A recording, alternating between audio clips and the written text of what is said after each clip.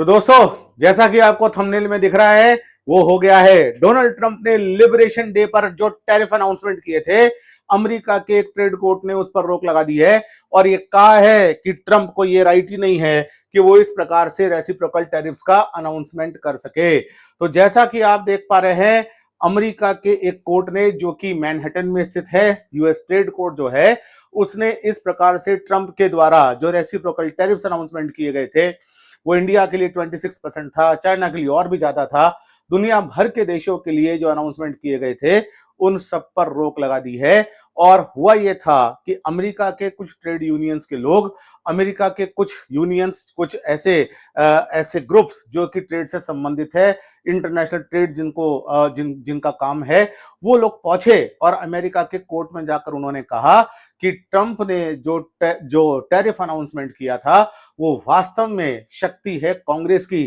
Trump की ये शक्ति नहीं है। कांग्रेस मतलब अमेरिका का एक तरह से जो उसको कह सकते हैं अमेरिका की संसद।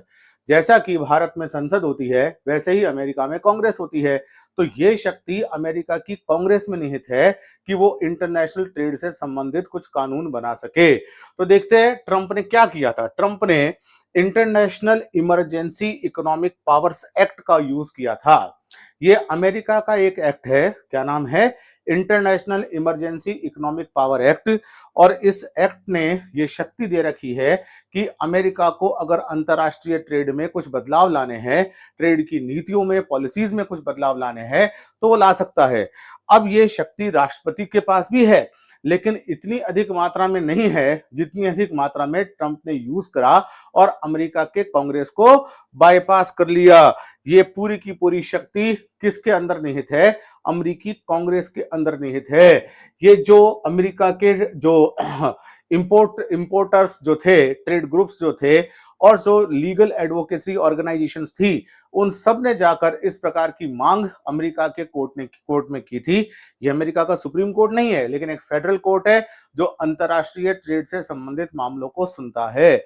और इसने पूरा का पूरा आर्ग्यूमेंट सुनने के बाद ये डिसीजन दिया कि डोनाल्ड ट्रंप ने ऐसा करके अपनी शक्तियों को बहुत अधिक बढ़ाने की कोशिश की है, जो कि संवैधानिक नहीं है, जो अनकॉन्स्टिट्यूशनल है।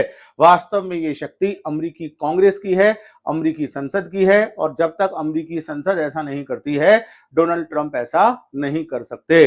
डोनाल्ड ट्रंप ने यह आर्ग्यूमेंट दिया कि उनको भी ये शक्ति है, तो कहा गया कि ये शक्ति आपको इतनी अधिक मात्रा में नहीं है कि आप अंतरराष्ट्रीय ट्रेड से संबंधित कोई क्रांतिकारी बदलाव कर सको, कोई रेडिकल चेंजेस कर सको।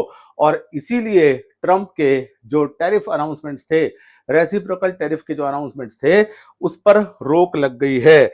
और एक और इंपॉर्टेंट बात, एक बहुत महत्वपूर्ण बात है कि यह भी कहा गया है कि अमेरिका के प्रेसिडेंट को केवल कुछ नैरो इमरजेंसी मेजर्स को अपनाने की शक्ति है, यानी कि छोटे मोटे आपातकालीन मेजर्स अगर कुछ अपनाने हैं तो शक्ति है। अदरवाइज डोनाल्ड ट्रंप यानी कि प्रेसिडेंट ऑफ अमेरिका अपने लेवल पर इतनी भारी शक्ति का उपयोग नहीं कर सकते।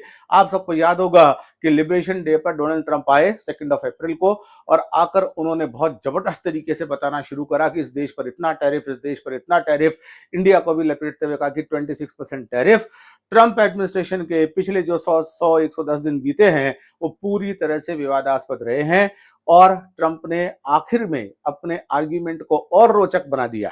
और ट्रंप की तरफ से जो काउंसलर पेश हुए, वकील पेश हुए, उन्होंने ये कहा कि डोनाल्ड ट्रंप ने टैरिफ्स का उपयोग करके एक तरह से जियोपॉलिटिकल इंटरेस्ट भी पूरे किए हैं।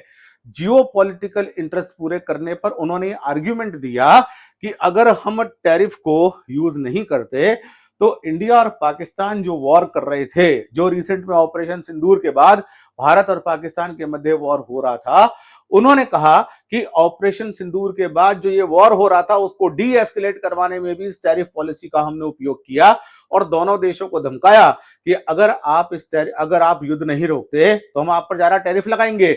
यानी कि टैरिफ जो डोनाल्ड ट्रंप ने यूज किए, tariff can be a tool for Jio political interest of America. इस आर्ग्यूमेंट को भी वहां के जो ट्रेड कोर्ट है उसने डिसमिस कर दिया। उसने साफ कहा कि आप जियो पॉलिटिकल इंटरेस्ट को पूरा करने के लिए ट्रेड से संबंधित अपनी शक्तियों को मनमाने तरीके से एक्सीड नहीं कर सकते। जो शक्तियां कांग्रेस की है वो कांग्रेस की ही रहेगी, आपकी शक्तियां लिमिटेड है। So the Donald Trump, the president of India, can not make such type of tariffs on all over the world. ये वहां के ट्रेड कोर्ट ने कह दिया। तो देखिए भाई, जब पूरी दुनिया डोनाल्ड ट्रंप से कह रही थी आओ हमसे डील कर लो, तुम्हारे टैरिफ जो है वो हमको परेशान करेंगे, टैरिफ का डोनाल्ड ट्रंप ने उपयोग किया कि वो इंडिया, चाइना और बहुत सारे देशों के साथ ट्रेड डील करना चाह रहे हैं, लेकिन वहीं डोमेस्टिक लेवल पर ही उनको झटका लग गया। और ये अमेरिका के अंदर जो सेपरेशन ऑफ पावर्स है, याद रखिएगा, सेपरेशन ऑफ पावर में कांग्रेस की पावर अलग और प्रेसिडेंट की पावर अलग रहती है। प्रेसिडेंट कांग्रेस की पावर को एनक्रोच नहीं कर सकते, और ये डोनाल्ड ट्रंप ने किया है। अमेरिका के अंदर जो परफेक्ट फेडरलिज्म का एग्जांपल है, उसमें ये व्यवस्था है कि एक संस्था दूसरे की पावर्स को एनक्रोच नहीं कर सकती। और जो ट्रेड कोर्ट है उसका फैसला ये कहता है कि रेसिप्रोकल टैरिफ का अनाउंसमेंट डोनाल्ड ट्रंप यानी कि राष्ट्रपति ने जो किया वो असंवैधानिक है, वो ऐसा नहीं कर सकते। इतना भारी भरकम काम करने का अधिकार सिर्फ वहां की कांग्रेस को है। आप अपने जियोपॉलिटिकल इंटरेस्ट को भी पूरा करने के लिए अपनी कॉन्स्टिट्यूशनल लिमिट्स को क्रॉस नहीं कर सकते।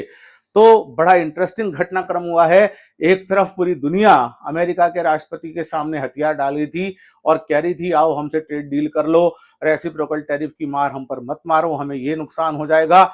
लेकिन अमेरिका के एक ट्रेड कोर्ट ने, याद रखिएगा, it is not the constitution और it is not the Supreme Court of America, ये सिर्फ एक ट्रेड कोर्ट है, एक व्यापारिक कोर्ट है मैनहट्टन में स्थित, और उसने ही अमेरिका के राष्ट्रपति के इस एग्जीक्यूटिव ऑर्डर को रोक दिया है, इसको हॉल्ट कर दिया है।